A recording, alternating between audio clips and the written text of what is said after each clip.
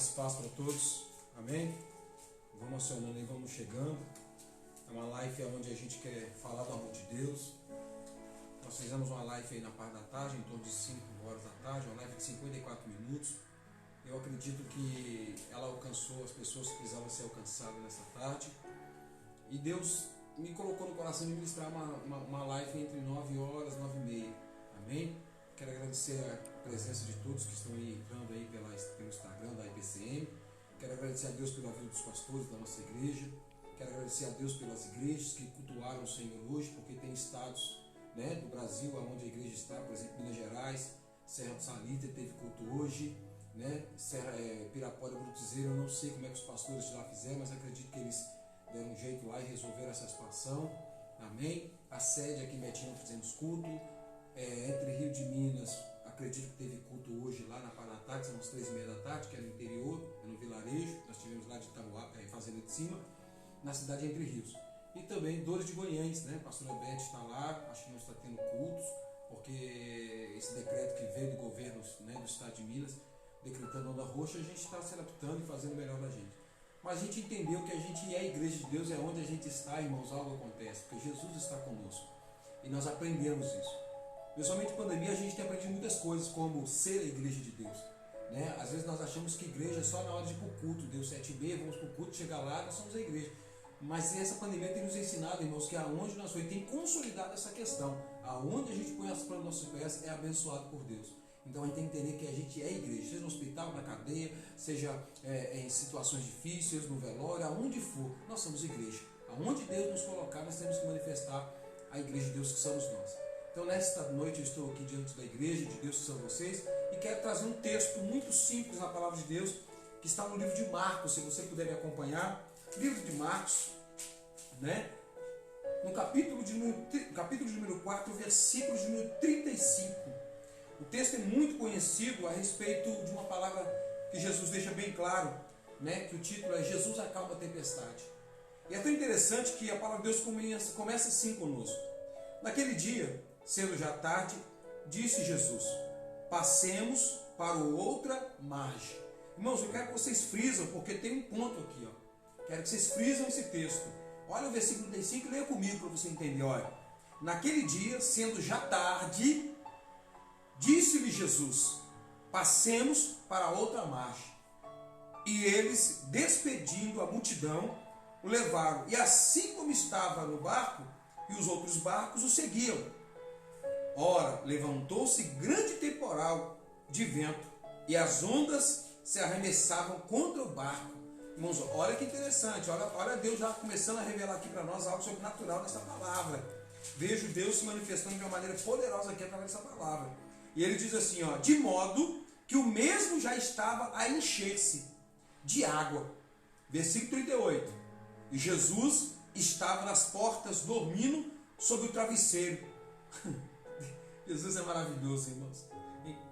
E ele despertaram e lhe disseram: mestre, não te importa que pereçamos? E ele despertou do sono, repreendeu o vento e disse ao mar: acalma-te, emudece. E o vento se aquietou. Fez-se grande bonança, grande paz. E então lhe disse: por que sois assim tão tímidos? Olha que palavra tremenda. Quando Jesus, em algumas traduções de Mateus, fala a respeito de homem de pouca fé, e no Evangelho de Marcos fala de timidez. Por isso a Bíblia relata que os tímidos não herdarão o reino dos céus. Irmãos, olha o que estamos falando de timidez. Estamos falando de usar o potencial de Deus em nós, que já foi aplicado pelo Espírito Santo, que já foi posicionado sobre nós através do batismo das águas, através do batismo do Espírito Santo e da ministração das palavras e das imposições de mão dos ministros. Olha a quantidade maravilhosa que Deus continua nos falando. Olha o que ele fala. E então lhe disse: por que sois tão tímido? Como é que não tendes fé? E eles, possuídos de um grande temor, diziam uns aos outros: quem é este que até o vento e o mar lhe obedecem? Irmãos, olha os discípulos fazendo essa pergunta: quem é este homem que até o vento e o mar lhe obedecem? É importantíssimo nós entendermos a revelação de Deus através da sua palavra, direcionada e revelada a nós pelo seu Espírito, porque se não for pelo Espírito de Deus, irmão, não adianta a gente abrir essa palavra aqui não, porque você vai ler ela como se estivesse lendo qualquer coisa, mas quando você vê ela pedindo oração, pedindo conselho para o Espírito Santo, pedindo o Espírito Santo para direcionar, ela se transforma, a palavra, cada letra dela começa a ter vida, e ela começa a se revelar para você de uma maneira especial. E eu acho maravilhoso que o título aqui no capítulo 4, no versículo 35, já começou aqui interessante, porque a história começa Jesus pedindo os discípulos para entrar no barco, para passar para o outro lado, e assim que ele se despede da multidão, os discípulos entram no barco. Olha que interessante. Jesus, né, um homem muito público, de uma pessoa de figura muito pública naquele tempo, uma pessoa onde ele ia, as pessoas queriam estar perto. A Bíblia fala que a multidão muitas das vezes apertava Jesus de uma certa forma, que é o caso aí de Zaqueu, citando o texto, né? A multidão ali apertando, e ele falou, não, eu não vou, sou de pequena estatura. Nós vemos ali também uma mulher do fruto do sangue, no livro de Marcos, né? Que é a qual estamos vendo, a mulher que havia 12 anos ali, e a multidão apertando ela, e ela não quis saber, se humilhou, se ajoelhou no meio da multidão, tocou nas orlas da veste, e ali ela recebeu o milagre. Olha que interessante essa questão aqui. Quando nós descobrimos o texto e vemos aqui que Jesus dá uma palavra rema, uma palavra de autoridade. Quando Jesus chama os discípulos para entrar no barco, quer dizer, assumir o processo da caminhada, o processo do ministério, a chamada deles, que independente das condições, Jesus dá uma ordem. Qual é a ordem que o Senhor nos deu hoje para a palavra dele? Não tem mais. Credes que eu sou contigo? Foi o que ele falou com Marta. Crê tu isso, Marta? E Marta diz, creio, Senhor. A gente precisa aprender a crer. A gente precisa confiar na primeira palavra de Deus conosco. Qual é a primeira palavra de Deus conosco? Aquela que quando você entregou sua vida a Jesus e quando você começou a caminhar no recém-nascimento como novo cristão, como nova vida, aquela palavra que ele falou, que eu sou contigo. Não temas, vai adiante. E o texto diz que ele falou assim, olha a palavra rema e a palavra-chave e poderosa que Jesus deixou bem claro para os discípulos. Olha, e passamos para o outro lado. Jesus já determinou a vitória aqui. O que acontece depois dessa palavra são um desenrolar de situações difíceis, porque quando eles entram no barco, Jesus cansado, porque ele é um homem, como eu disse aqui, um homem de muita vida corrida, uma vida de milagres, uma vida de atender pessoas, de cuidar de pessoas, né? Ele parou para descansar, ele dormiu, porque ele tinha paz, irmãos. Jesus, ele era o Filho de Deus, Jesus sabia quem ele era. Jesus não perdia a sua identidade por qualquer coisa. Muitas das vezes Jesus citou vários textos na Bíblia, chamando a atenção dos discípulos e falando com eles, homens de pouca fé. Não crees que eu sou, que meu Pai está em mim e eu estou no meu Pai? Muitas vezes Jesus chamou a atenção dos discípulos nos seus milagres, no Sermão do Monte, quando Jesus está ali com a multidão de 5 homens, fora mulheres e crianças. E o texto diz que era meio-dia, chega um discípulo de Jesus e fala assim, mestre, dispensa essa multidão, porque daqui a pouco dá a hora deles comer e nós não temos pão para alimentar essa multidão. E Jesus pega e continua falando, continua ministrando, continua falando, e de repente Jesus vira e fala assim, procure alguma coisa para ver o que dá para fazer. E o discípulo, mestre, nem se nós pegássemos todo o dinheiro que a gente tem e comprasse pão, não alimentaria essa multidão. E eu fico imaginando Jesus olhando, né, o comportamento e a atitude. Às vezes o Senhor fica olhando, né, o Espírito Santo fica olhando os nossos comportamentos, as nossas atitudes diante de desafios, né? Nós esquecemos que a palavra já foi dada. Ele é a palavra. João diz, e no princípio era o verbo, e o verbo era Deus, o verbo estava com Deus, e o verbo era Deus. E o verbo se fez carne e habitou entre nós. Era o próprio Deus, irmãos, uma manifestação ali. Então, irmãos, olha que interessante, sobrenatural sobre nossas vidas. Quando Jesus lança esse desafio, porque para Jesus era uma coisa comum. Irmãos, a Bíblia fala que no céu não haverá dor, no céu não haverá fome, no céu não haverá tristeza, no céu não haverá lágrimas. No céu, irmãos, é alegria eterna. Então, aqui na terra, quando Jesus vinha aqui na terra, essas coisas para Jesus eram comuns. Mas para os discípulos não era um desafio. E quantas vezes o Senhor tem te dado a palavra, vai que eu sou contigo, faça, creia, obedeça, pode ir lá em fulano, pede perdão, aceita, toma posse, conserta a sua vida, pode ir na porta de emprego, vai fazer aqueles exames que eu sou contigo. Às vezes nós passamos por situações, igual eu passei alguns tempos atrás, irmãos, eu venho de uma sucessão de provações, que misericórdia, né? eu tive alguns meses atrás fazendo uma cirurgia, onde eu fiz a retirada de um testículo, de um tumor que tinha no meu testículo. Confesso aos irmãos que eu fiquei apreensivo com a situação, porque não é uma coisa comum, e eu falei, Deus, nesse momento da minha vida, eu fui acometido de um tumor. E eu fiz exames, fiz tudo direitinho, o médico falou, é um tumor, vamos operar. E quando eu fiz a cirurgia, há 30 e poucos dias atrás, eu fiz a cirurgia, para os 40, 50 dias, perdão, irmãos, os 40 dias atrás, eu lembro que quando eu estava na mesa de cirurgia, o médico me operou, fez a cirurgia, fui para o quarto, fiquei 2 dias no quarto, depois vim para casa, fiz a recuperação na minha casa. Eu lembro que 30 dias depois eu voltei no médico, o médico sentou na mesa, o doutor Carlos Magno sentou na mesa e falou comigo assim, Alexandre, nós fizemos aqui, a biópsia daqui, deixa eu fazer a leitura, ele leu a biópsia, falou, olha, tudo consta aqui que não é um câncer, graças a Deus, dos males o melhor, mas você foi acometido de esquistossomose, é o que está constando aqui na sua biópsia. E eu falei, doutor, o que é esquistossomose? O doutor falou, é uma doença do caramujo, que é uma doença de verme, que é uma evolução da xistosa do xistossoma. E isso também, se não cuidar, mata, você tem que cuidar. E aí me transferiram para o infectologista, onde eu fui tratar a respeito dessa situação, onde eu fui cuidar dessa área da minha saúde, fiz a cirurgia e vim para casa. Irmão, não deu 30 dias. Eu fui fazer uma viagem nas nossas igrejas, e eu passei por uma cidade nossa, que eu costumo ir, que é a Serra do Salitre, igreja do nosso pastor Tiago, pastor Cristiano, e lá eu peguei Covid. Irmãos, eu não sei qual é a ferpa do Covid que eu peguei, eu só sei que quando eu cheguei de viagem, não deu 4 dias, eu fui parar no hospital. Fiquei 2 dias internado aqui no Guanabara, no PTB, depois fui transferido para o Covid-2, que é o antigo clube da FIT, onde eles estão fazendo tratamento. Fiquei lá mais 7 dias, e depois fui transferido para a UTI, porque meu estado se agravou. Eu fui parar num balão de oxigênio. Irmãos, eu fiquei naquele lugar, que é um lugar que eu vou falar para vocês, irmãos. É um lugar que nos põe à prova. É como aqui no livro de Lucas, quando Jesus fala, vamos passar para o outro lado, o texto está bem claro aqui, ó. Naquele dia, sendo já tarde, que é noite, e noite, irmãos, representa penumbra, representa provação, noite representa dificuldade de enxergar, dificuldade de caminhar. Não é como hoje, irmãos. Hoje, se você vai fazer uma caminhada daqui até uma padaria, tem a luz do poste, às vezes passa um carro, tem as luzes dos comércios, mas e lá que não tinha energia elétrica? Pensa! E Jesus manda os discípulos entrar dentro do barco. Olha o desafio. Mas Jesus, na sua palavra, ele disse assim, olha, naquele dia, já sendo tarde, disse aos seus discípulos, passamos para o outro lado. Jesus não estava só dando uma ordem, ele estava dando também a palavra já de vitória. Porque Jesus fala, passamos, nós vamos estar do outro lado. E o texto diz que os discípulos ali meio assim, se você for estudar alguns outros textos da Bíblia, como no Evangelho de Lucas, no Evangelho de Mateus, você vai ver os discípulos questionando se Jesus ia com eles. E Jesus vai e repreende eles, fala, vamos, entra no barco. E eles entram.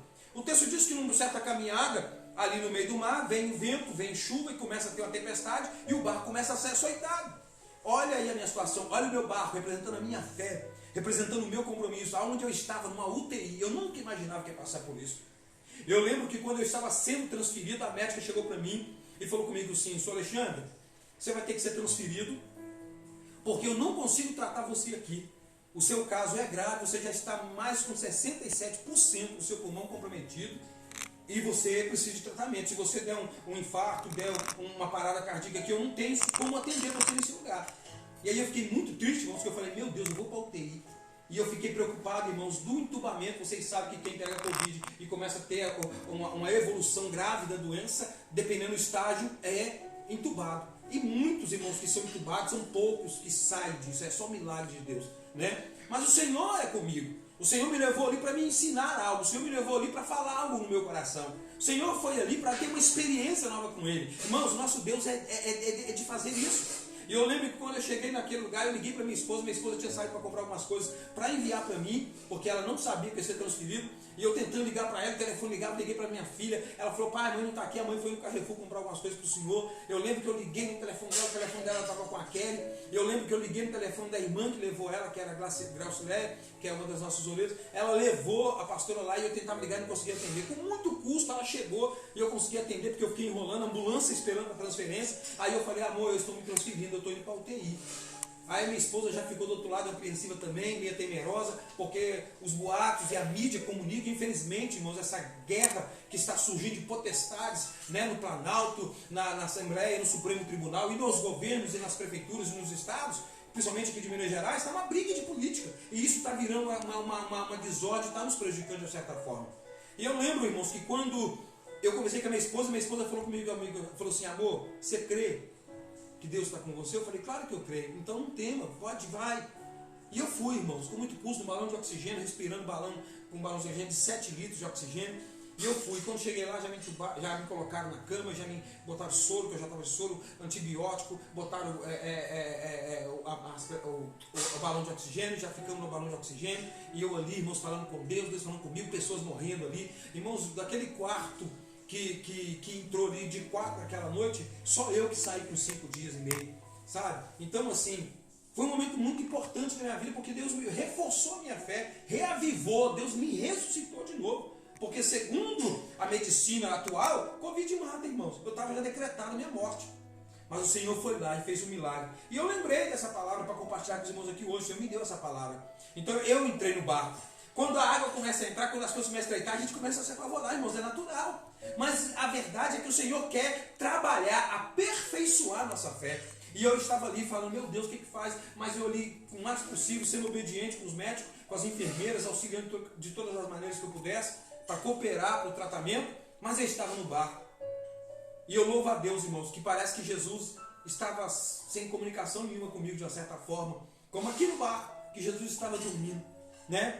E a verdade é que Jesus não dorme, irmãos, mas como ele estava num plano terrestre, num plano terráqueo aqui conosco, ele tinha um corpo físico, então ele precisava descansar. Mas na verdade o Senhor não dorme, o Senhor não descansa. Por quê? Porque independente que pareça que é um estado de ausência, porque o fato dele estar dormindo está relatando de um estado de ausência. Quantas vezes na sua vida dá uma sensação que ninguém, principalmente ninguém te ouve, que Cristo não te ouve, que as suas orações não estão sendo ouvidas, que o seu clamor não está sendo ouvido, que a oração da igreja não está sendo ouvida. Quantas vezes você está passando por situação financeira, familiar, com filhos, doença, problemas de transferência, de mudança de empresa, você viajou para trabalhar fora, deixou a sua família longe, e aquela angústia, aquela ansiedade, que nós somos ansiosos. Pensa comigo, irmão.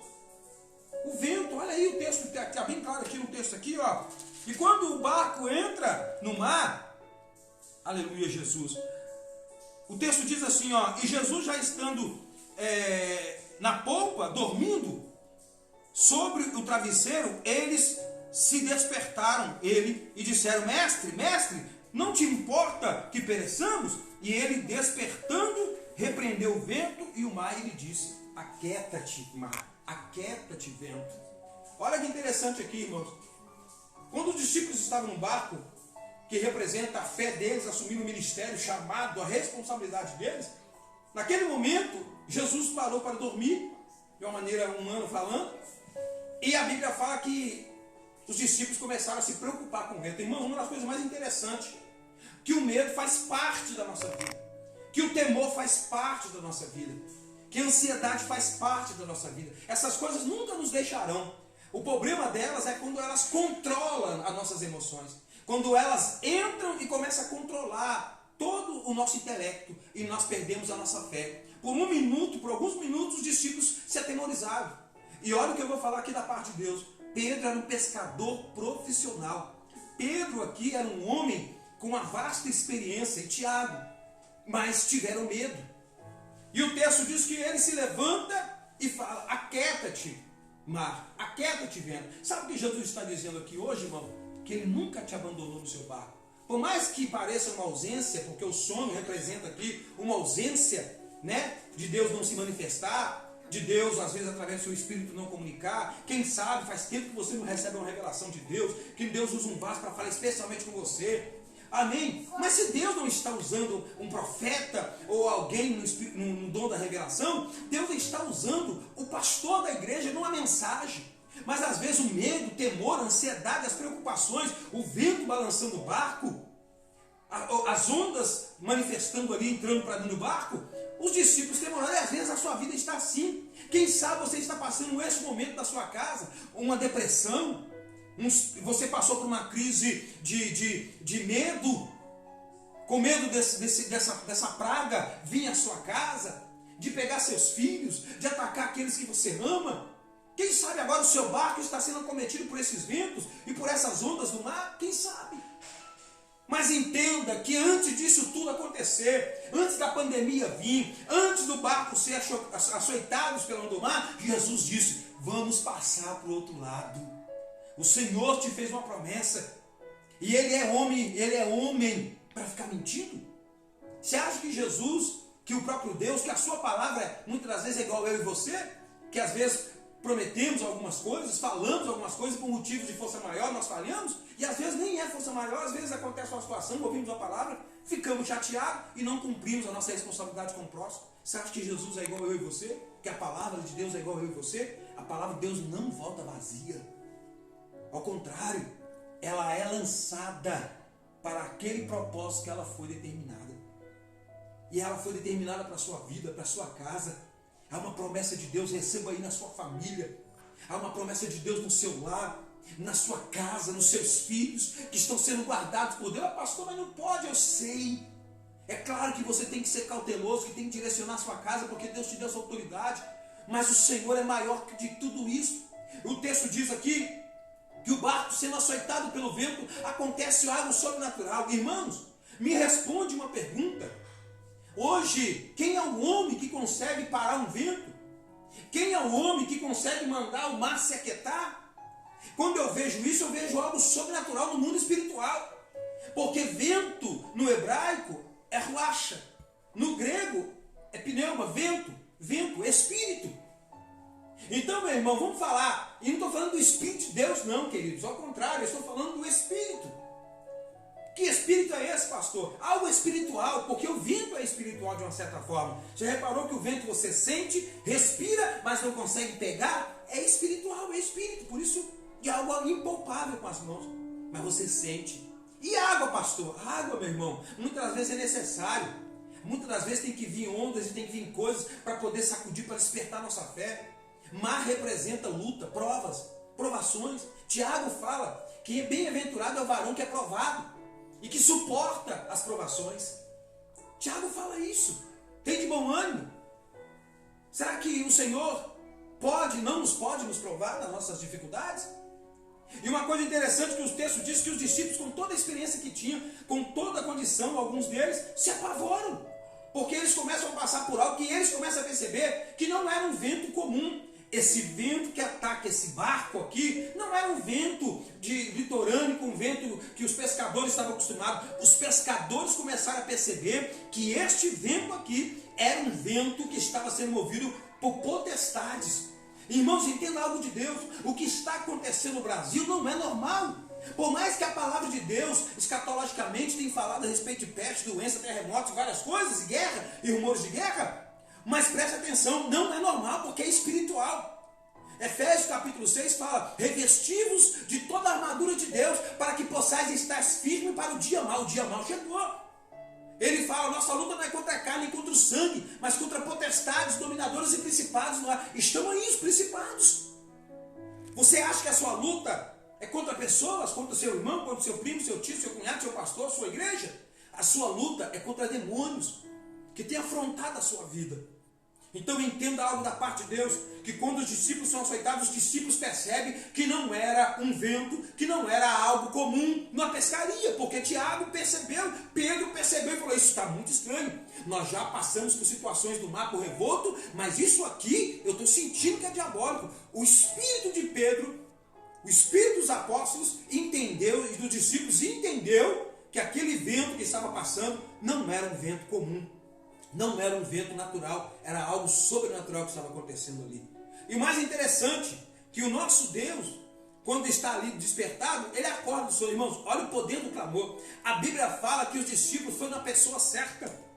Olha o que eu vou falar para você, eu já preguei sobre isso. Você sabe qual é o melhor lugar do mundo, irmãos? Sabe qual é o melhor lugar do mundo? Eu vou falar para você, nos pés de Jesus.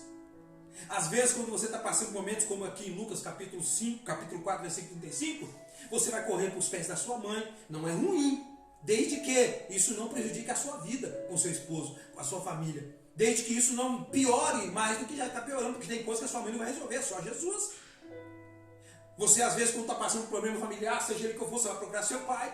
Você vai procurar fulano, vai procurar ciclano, como vai falar da sua vida para Bertano, fica falando das novidades do fulano, e quando as coisas que eles não conseguem resolver, eles vêm para você e falam, infelizmente eu não posso te ajudar. E às vezes a sua mãe, que já é cristã, seu pai, que já é um cristão, fala, olha minha filha, vai orar. Seu pastor fala, vai orar. Quer dizer, ir até os pés de Jesus. Os discípulos não foram chamar qualquer um. Eles não ficaram se debatendo em outros, dizendo assim, agora não, eles chamaram Jesus. Olha o poder do clamor, a Bíblia fala que eles foram lá acordar, despertar Jesus. E Jesus acorda, levanta. O texto diz que ele fica de pé e ele manda o mar e o vento se aquietar. Os discípulos ficaram impressionados. Irmãos, olha o que eu vou falar para você.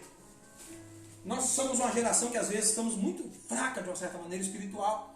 Porque nós acreditamos que ele faz milagre, esperamos o milagre, e quando ele se manifesta o milagre, nós ficamos surpreendidos, né? Porque Jesus, irmãos, ele se manifesta todos os dias de maneira diferente para nós. Ele é o Deus que sempre vai ter coisas novas para nos mostrar. Mas Jesus já tinha dado uma palavra no começo. Passemos para o outro lado, vamos atravessar do outro lado. A palavra já tinha sido lançada. É como eu disse. Você está nesse barco, entrou nesse barco, não temas. A palavra, antes de você entrar nesse barco, o Senhor já disse, eu sou contigo. Antes de você tomar a sua decisão em Cristo, Ele falou, eu não vou te abandonar. Vai, porque eu te dou vitória. Vai, porque eu já entrei nessa enfermidade. Vai, porque eu estou contigo no hospital. Eu estou contigo na UTI. Eu sou contigo, eu amo a sua família, eu sou seu pai. Foi essa palavra que Jesus disse, passamos para o outro lado, bem antes do processo da prova.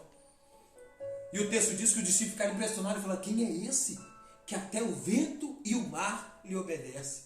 Ô irmãos, quem é esse? O seu Deus, o meu Deus, o Deus do nosso país, o Deus que criou os céus e a terra, e o Deus que já estava desde o princípio da criação. Esse é o nosso Deus. Esta é a palavra que Deus tem para você. E ela termina aqui, ó. E então lhe disseram, por que sois tímido? Sabe o que acontece muitas das vezes, irmãos? Quando nós estamos passando momentos difíceis, nós ficamos recolhidos. Nós não permitimos que a nossa fé sobressaia. Nós deixamos ser neutralizado pelas dificuldades, a ponto de esquecermos as promessas. A ponto de nós olharmos o vento muito mais poderoso do que a promessa que foi lançada. Esse é o intuito do diabo, se manifestar de uma maneira barulhenta para você, para gerar medo em você, para te confrontar. E o pior muitas das vezes é que nós estamos às vezes falhos. E mesmo que você esteja falho, faça algo diferente. Creia e fala assim, olha, é no nome de Jesus que eu tomo posse da minha vitória. Se humilha na presença de Deus.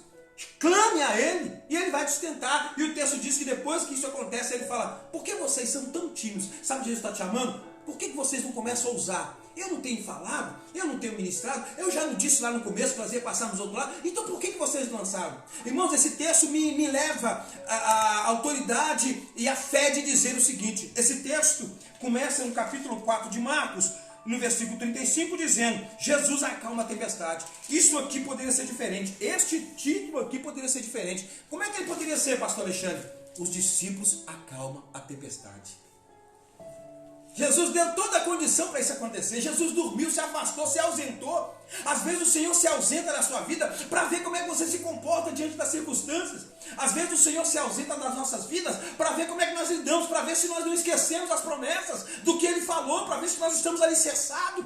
E o texto que ele continua dizendo é esse aqui para finalizar a palavra. E eles, possuídos de grande temor, olha que interessante, dizia uns aos outros, quem é este que até o vento e o mar lhe obedece? Esse é Jesus. Esse é o Deus que você entregou a sua vida para Ele. Esse é o Deus que você colocou sua família nas mãos dele.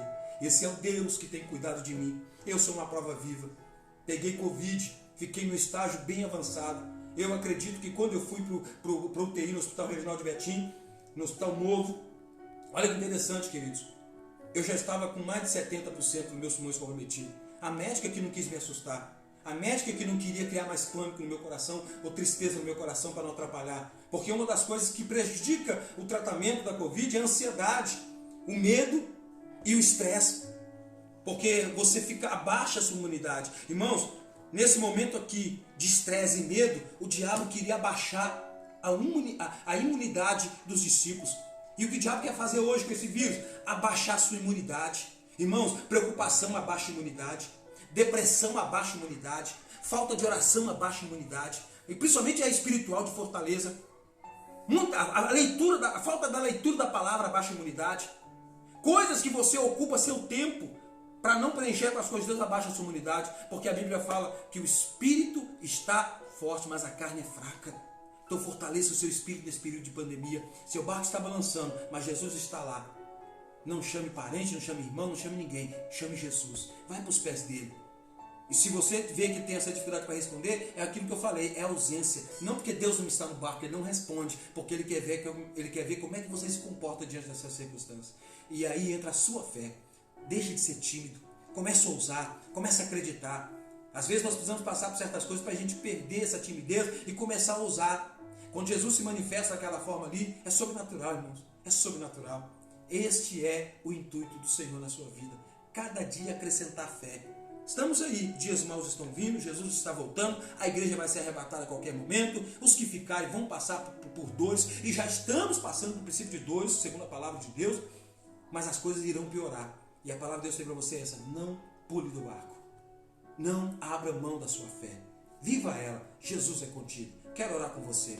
Senhor Deus, Criador dos céus e da terra, eu quero colocar diante do Senhor toda a família Cristo para o Mundo, e todos que me vê e todos que irão me ouvir, irão me ver através dessa live no Instagram.